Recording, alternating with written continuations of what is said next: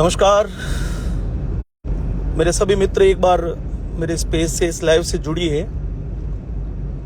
बहुत सारी बातें जो है मुझे क्लियर करनी है। मतलब मेरा कहने का भाव, जो कल रात्रि का जो मेरा वीडियो था उसका जो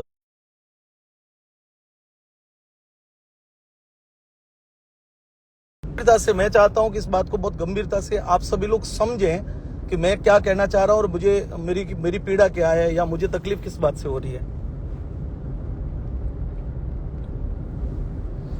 पिछले 5-7 सालों से जब से सीडी का मीडिया बंद हुआ और उसके बाद में यूट्यूब का मीडिया आया, सोशल मीडिया का मीडिया आया, तो धीरे धीरे जो है वो सोशल मीडिया पर वो चैनल जो है वो मोनेटाइज हुए, तरीका जो है वो बदल गया। लोगों तक मीडिया पहुंचने का जो तरीका है वो डिजिटल हो गया। ये आधुनिकता के कारण से हुआ।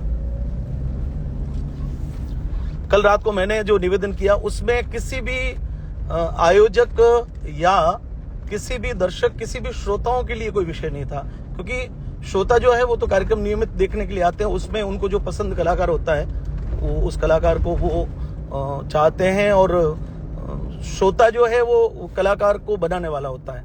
मेरा निवेदन सिर्फ इतना है कि कोई भी कार्यक्रम जब आयोजित होता है उसको कलाकार को जब पार्टी या वो आयोजक जब तय करती है तो उसके साथ में उसकी कुछ व्यवस्थाएं होती है, जैसे लाइट की व्यवस्था है, मंच की व्यवस्था है, उसको रिकॉर्डिंग, उसको ऑडियो की व्यवस्था है, उसके वीडियो की व्यवस्था है। और ये आज से नहीं है, पूर्व से चली आ रही है। जब से कैमरे आए हैं तब से भी ये व्यवस्था चली आ रही है। हमने भी बहुत काम किया है और मेरा विरोध न तो किसी चैनल से है न किसी कैमरामैन से है। और कई लोगों को लगता है कि प्रकाश माली आसमान से ही टपक गया, अचानक से ये आ गया। तो मित्रों, सीडी जब आई थी तो प्रकाश माली लाइव 1, प्रकाश माली लाइव 2, 3, 4 ऐसे करके हमने 12 लाइव मेरे कार्यक्रम के हमने उस समय बनाए थे। उसके बाद में वो सीडी का, डीवीडी का युग समाप्त हो गया और उसके बाद में डिजिटल मीडिया आया। और उसके बाद में ये कार्यक्रम जो है वो मंच पर, बाद में जब 3G और 4G जब आया तो लाइव स्ट्रीमिंग का काम शुरू हुआ कि कोई भी कार्यक्रम, हमें पहले तो संसाधन थे ही नहीं, कोई भी लाइव होता था तो या तो संस्कार या सत्संग या आस्था ऐसे चैनल है, लेकिन वो बहुत महंगे होते थे। मतलब एक शुरुआत में जब आपको याद होगा कि संस्कार चैनल पर कोई भी लाइव कार्यक्रम होता था तो संस्कार वाले को लगभग 20 लाख रुपए उस समय पे करते थे, तब लाइव कार्यक्रम लोगों तक पहुंचता था। टेक्निक के अनुसार इंटरनेट के जमाने में लाइव जो है स्ट्रीम जो वो सुविधाजनक हो गया, लोगों तक अपन कभी किसी भी कार्यक्रम को दिखा सकते हैं। लेकिन उसके साथ में भी सोशल मीडिया पर यूट्यूब के कुछ नियम, कानून, कायदे, यूट्यूब भी अपने आप में एक प्रकार से एक सिस्टम से चलता है। उसमें किसका क्या अधिकार होगा वो भी तय है। मैं ये सारा वीडियो जो आप लोगों के बीच में इसलिए आके बोल रहा हूं कि मेरे अंदर में इतनी जबरदस्त आहत होने वाली पीड़ाएं हैं। कल के बाद में तो मतलब मेरा पूरा परिवार सदमे में आ गया। ऐसे ऐसे भी फोन मेरे पास में आए। एक मेरे पास में अभी एक पोस्ट आई जिसमें मारवाड़ जंक्शन में फोटोग्राफर एसोसिएशन ने एसडीएम को मेरे विरुद्ध ज्ञापन दिया है। प्रकाश माली ने अशोभनीय टिप्पणी की ऐसा करके उन्होंने। पर आप यदि उसको मूल रूप से देखोगे तो मैंने किसी का कोई विरोध नहीं किया है। एक गायक का जो उसका हक होता है, वो उसका जो अधिकार है वो उसी का होता है। वो बस इतने वर्षों में, कई लोगों का कहना है कि इतने साल कहां चले गए थे। तो मित्रों, मैं बड़ी से बड़ी कसम खा के कह सकता हूं कि पिछले 7 वर्षों से मेरे मन में ये लगातार विचार था। लेकिन बहुत सारे मेरे जो युवा थे वो बोले कि सर आप यदि ऐसा करोगे तो हम स्टैंड हो जाएंगे, हमको कुछ समय के लिए आप अवसर दो, चलाने के लिए आप परमिट करो। तो मैं सिर्फ और सिर्फ एक सॉरी, ये बीच में कोई कारण से कट गया। आप लोग एक बार पुनः मेरी बात को सुनिए। तो बहुत सारे युवाओं को, बहुत सारे कैमरामैन, फोटोग्राफर्स, इनको हमने अवसर दिया। बहुत सारे लोगों का ये कहना था कि सर आपका कार्यक्रम में हम यदि लाइव खींच लेंगे तो हमारा चैनल क्रिएट हो जाएगा, उसके बल पर फिर हम और भी डिजिटल मीडिया में काम करेंगे। तो बस ये बात कि चलो यार, अपना मित्र है। यदि कोई व्यक्ति, मैंने आज तक तो किसी भी व्यक्ति को कोई भी सपोर्ट ही किया। मुझे ऐसा लगता है कि कोई भी व्यक्ति यदि स्टैंड होता है तो ये आधुनिकता के लिए और भविष्य के लिए टेक्निकल दृष्टि से यदि कोई व्यक्ति तैयार होता है तो ये एक अच्छा विषय है, एक अच्छी बात है। लेकिन कालांतर में करते करते ऐसा सपोर्ट करते करते बहुत सारे लोगों को तो यूं लगा कि ये तो हमारा अधिकार है। मित्रों, मेरा विरोध जो है वो, जैसे एक छोटा सा उदाहरण देता हूं, कार्यक्रम बीकानेर में हुआ, मस्त मंडल, जिसको मैं 14 वर्षों से गा रहा हूं। वहां का वीडियो टीम जो थी, उनकी ऑथराइज टीम थी, वो उन्होंने इस कार्यक्रम को रिकॉर्ड किया और उस कार्यक्रम को उन्होंने मेरी परमिशन से उन्होंने यूट्यूब पर अपलोड किया। लेकिन उस वीडियो के टुकड़े, उसमें से भजन काट के कम से कम भी 5 चैनल वालों ने, जो कोई मेड़ता रहता है, कोई मेवाड़ में कहीं रहता है, कोई हैदराबाद में रहता है, और उसमें उस प्रोग्राम का वीडियो काट के और उन्होंने अपने चैनल के ऊपर डाल के उसका और वो उसके व्यूअर्स जो है वो लाखों में गए, मतलब 50 लाख 70 लाख। तो मित्रों, मैं आपको ये निवेदन करना चाहता हूं कि यदि इस टाइप से ये जो अफरा तफरी है वो ठीक नहीं है। जिसका जो काम है, जैसे मैंने कार्यक्रम किया, उस कार्यक्रम में उस पार्टी ने जिस टीम को ऑथराइज किया वो टीम आए, उसको स्ट्रीम करे।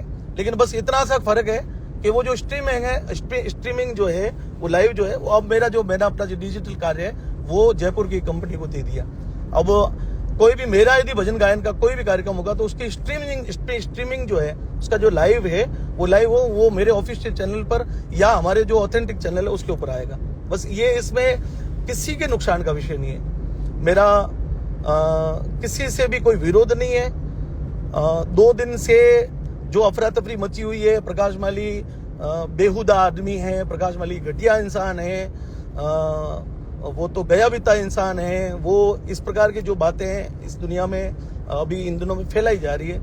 यदि आप ये सोचे कि यदि मैं किसी भी चीज को व्यवस्थित करना चाहता हूं अपने जीवन में, और उसके लिए मैंने यदि इतने सालों तक किसी का सपोर्ट भी किया, किसी को कभी मना नहीं किया, आप करिए। आपका चैनल यदि मेरे कारण से स्टैंड हो रहा है तो आप उसके माध्यम से स्टैंड करिए। उसके बाद में आप विभिन्न रचनात्मक कार्य करके अपना पैसा कमाइए और कोई दिक्कत नहीं है। लेकिन अधिकारपूर्ण आपको लगता है कि ये तो हमारा है, तो ये म्यूजिक और वीडियो में कुछ सिस्टम यूट्यूब ने जो किए हैं उसमें उसके मौलिक अधिकार यूट्यूब ने दिए हैं। जैसे कोई राइटर है और राइटर ने मान लो गीत लिखा है तो उसके रेवेन्यू का कुछ भाग उस राइटर को भी मिलता है। जो कंपोजर है, जिसने उसको म्यूजिक कंपोज किया है, उसका रेवेन्यू का कुछ भाग जो है उस कंपोजर को भी जाना चाहिए।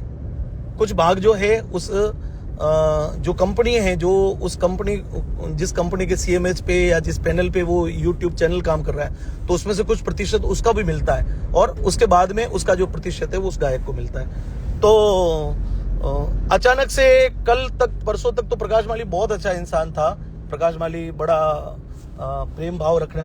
कल एक वीडियो आपने देखा होगा कि प्रकाश माली जैसा हरामी इंसान दुनिया में नहीं है। मित्रों, ये जो भाषा है, ये भाषा जो है मुझे बहुत तकलीफ देती है। तो इससे क्यों किसी को तकलीफ हो रही है, तो प्रकाश माली तो चलो क्या लेता है वो एक अलग विषय, लेकिन ऐसे भी कलाकार हैं जो 1-1 करोड़ रुपए भी लेते हैं 2 घंटे के गाने के लिए। तो ये क्या विषय मतलब फैलाया जा रहा है कि वो पैसा भी उधर से लेते हैं और लाइव भी। तो मित्रों, सीधा सीधा सिस्टम ये है कि मैंने निवेदन ये किया है कि आप बिना परमिशन, बिना किसी भी प्रकार की ऑथराइजेशन के आपके यदि वीडियो आपने लगाए तो आप उसको डिलीट करिए। और वो जो वीडियो है, वो जो याददाश्त है, वो हम अपने चैनल के माध्यम से लोगों तक पहुंचाएंगे। किसी भी कार्यक्रम का वीडियो लोगों तक जाना चाहिए, लेकिन उसका एक तरीका है, उसका कोई तो उसका मालिकाना, जिसका उसका एक अधिकार होता है, और उसमें जो गायक है, जिसने गाया है, वो उसका ही अधिकार रहता है। ये आप कहीं से भी जांच ले। दूसरा विषय कि बहुत सारे कलाकार बंधु जो है वो इसमें मेरे विपक्ष में खड़े हैं, मुझे कोई दिक्कत नहीं है। लेकिन मैं जब चंपे खां जी की स्थिति को देखता हूं, मैं जब कालूराम जी बिखरनिया के वीडियो जितने भी यूट्यूब पर लाइव है उनको जब देखता हूं,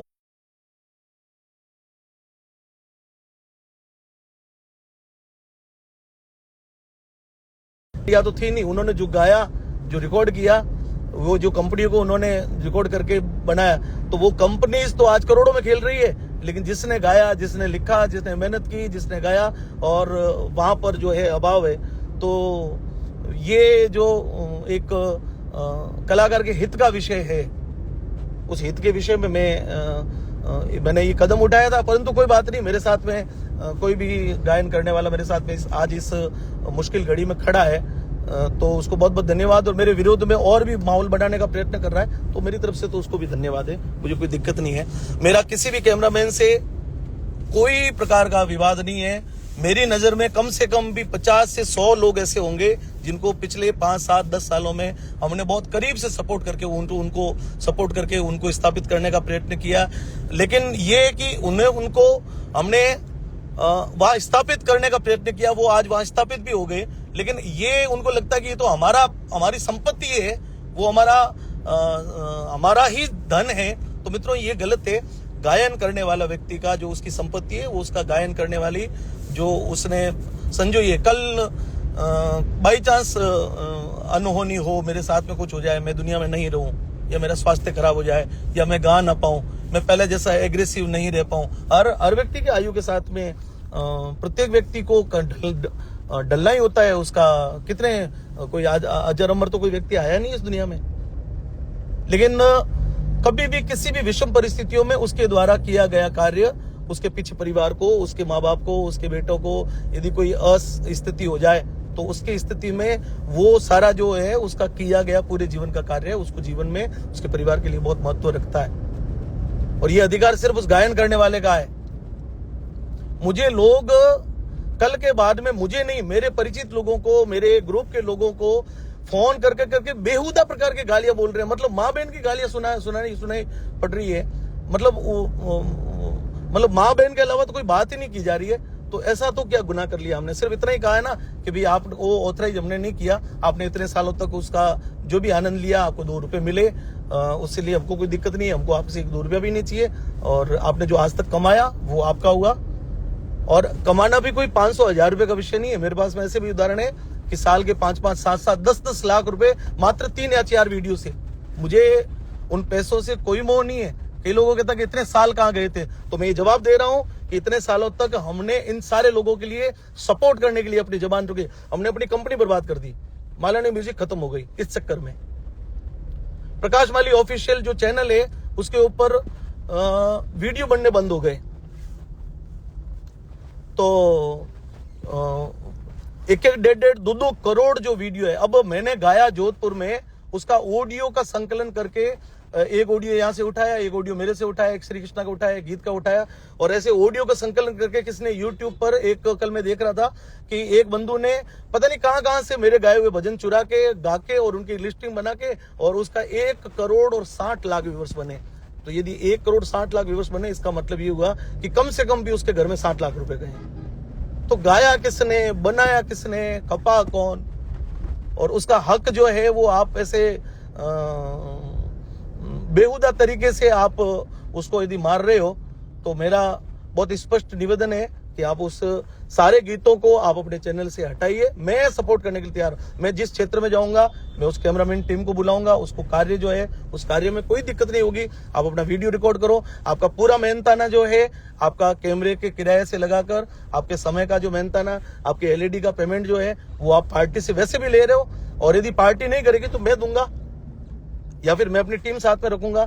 किसी भी प्रकार के किसी भी आयोजन को इस सारी चीज में कहीं पर भी उनको कोई प्रकार की परेशानी न तो खड़ी होने वाली है, न ऐसा कोई मेरा मंतव्य है। बस ये है कि जिस कलाकार का जो उसका अधिकार है, जो उसका मौलिक अधिकार है, वो उसका रहे।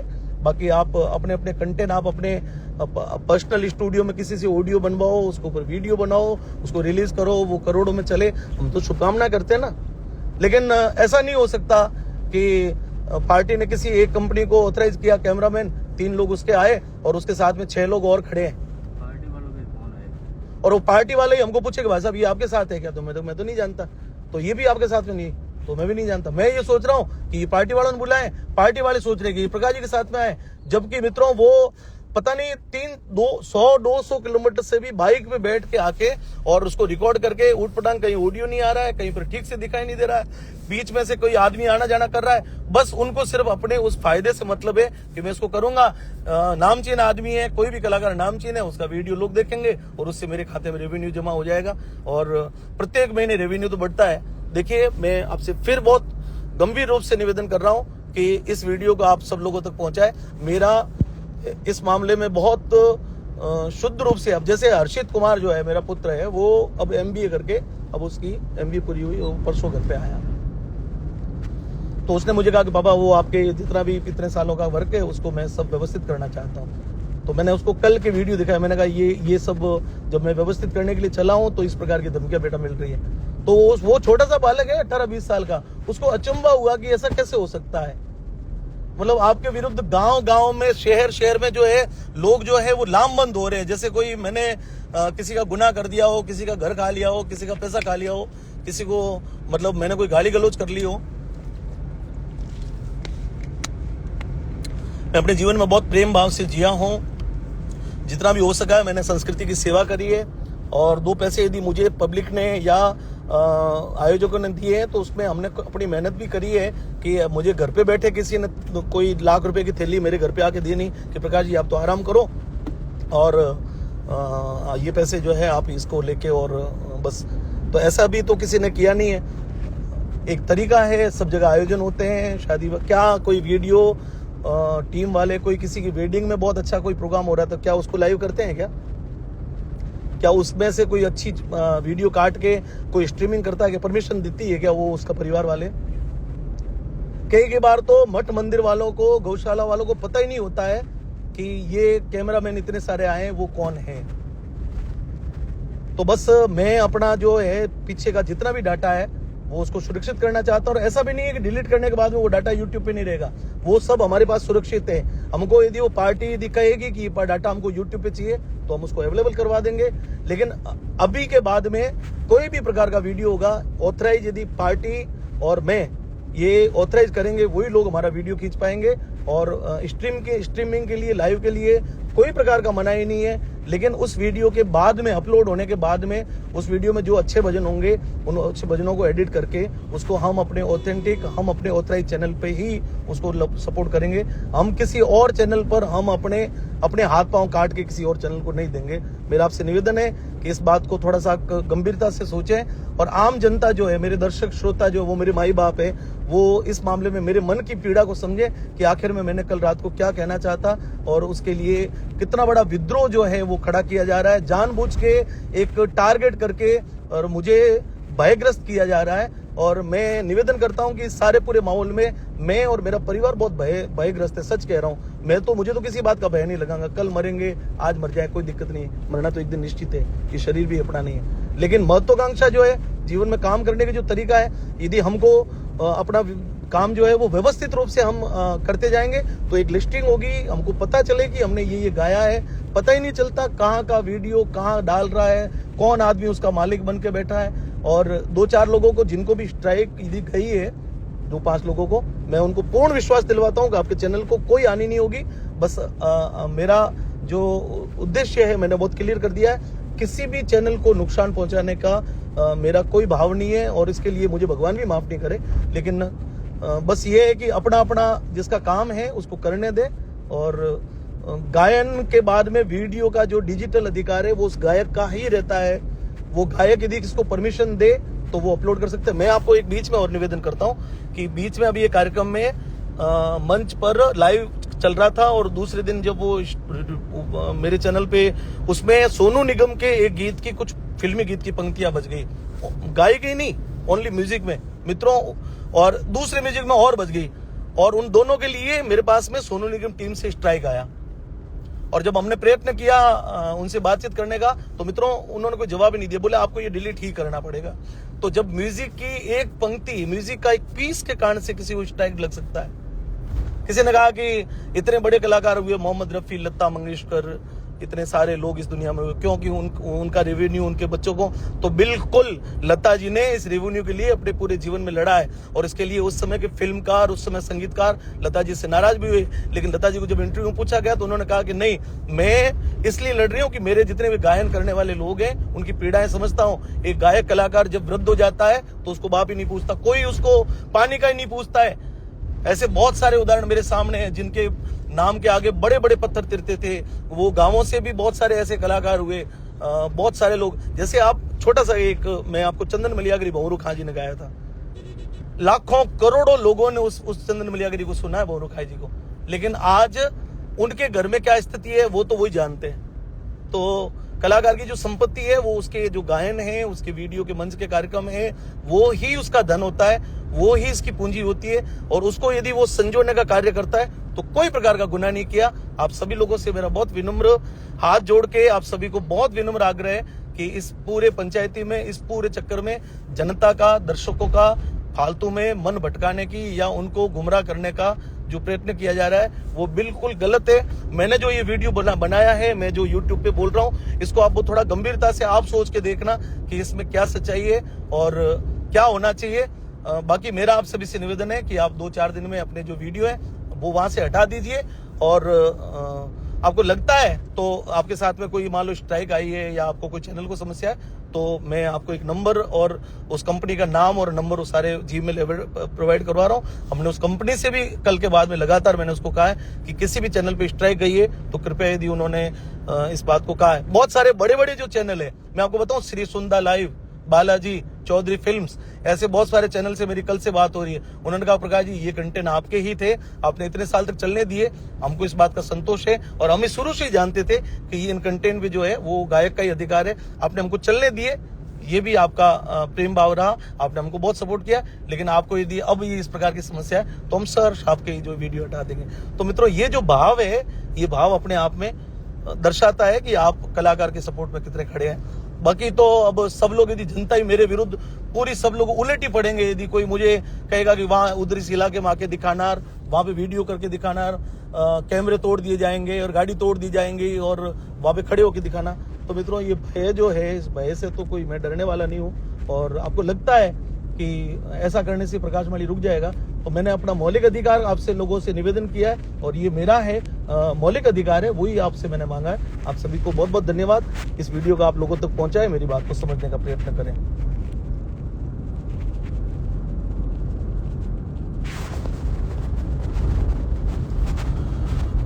कुछ कमेंट्स आ रहे हैं, लेकिन प्रकाश माली जी आपने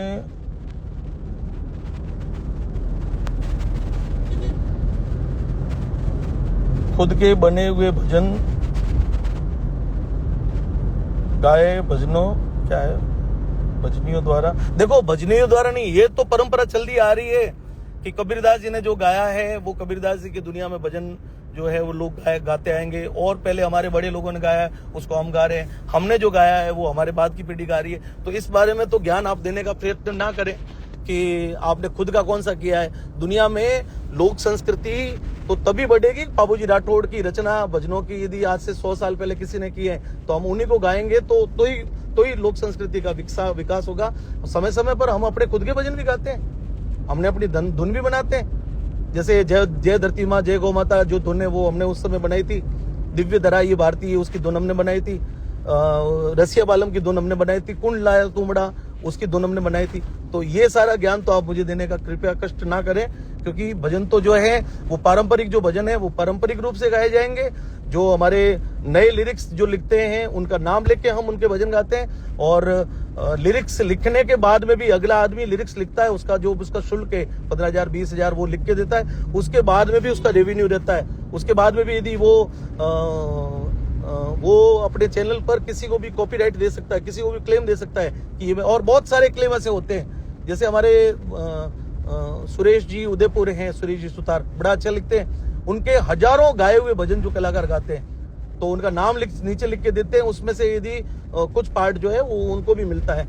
जोधपुर के बहुत अच्छे राइटर हमारे जितेंद्र शिवा जो है वो बहुत अच्छा लिखते हैं, उनको बहुत अच्छा भी उनको उनका मेहनताना मिलता है, लेकिन उसके बाद में भी वो चैनल जो है उनका जो हक है वो उसका मेहनताना उसको देता है। बहुत सारे नियम कानून कायदे हैं। देखिए सामान्य जनता को ये सारी लिस्टिंग जो है, दर्शकों को ये इसके बारे में इतना गहरा नहीं जाना चाहिए, क्योंकि इसमें बहुत बड़ा एक संविधान है। तो मोटा मोटी जो है वो ना आपसे निवेदन किया। बाकी यूट्यूबर्स जितने हैं उनको मैं, आपको यदि कोई तकलीफ हुई है तो मैं उसका समाधान करने के लिए तैयार हूँ। और कृपया आप गाली गलौज ना करें और किसी प्रकार से माँ बहन बेटी की किसी को गाली ना सुनाए। और ये जो अपशब्द कहे जा रहे हैं, हरामी है, हरामजादा है, ये सारे शब्द शोभा नहीं देते। मैं आप सभी से, मेरी तरफ से कोई भी यदि आपको कोई तकलीफ मेरे शब्दों द्वारा हुई है तो मैं आप सभी से क्षमा चाहता हूँ। इस वीडियो को आप सभी लोग आगे से आगे अधिक देर तक पहुंचाएं ताकि मैं अपने मन की बात को आप लोगों को कह सका, उसमें मुझे थोड़ी सुविधा हो। नमस्कार, धन्यवाद।